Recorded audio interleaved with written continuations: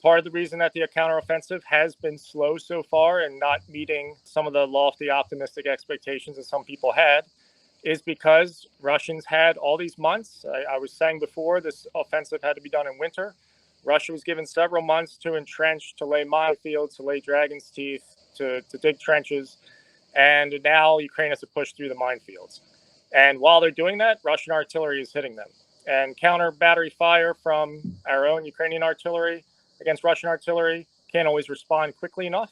So really the F-16s are needed. We're trying to do a combined arms operation without the key element of airfare, which means that this might have limited success for now. But once we do have air power later this year and going in next summer, should be a completely different scenario. Where do you expect to get air power from? The American F-16s? The American F-16s, yes. Well, General Miley himself has said they're not going to be there for another year.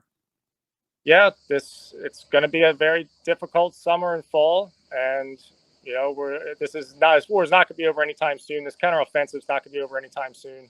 I believe we're looking at fighting this again next summer, and in the time leading up to it.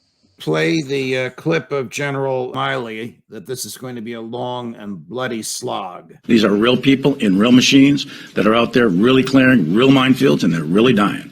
So when that happens, units tend to slow down, and that's rightly so, in order to survive, in order to get through these minefields. So they're working their way through it. It is far from a failure, in my view. I think that it's way too early to make that kind of call.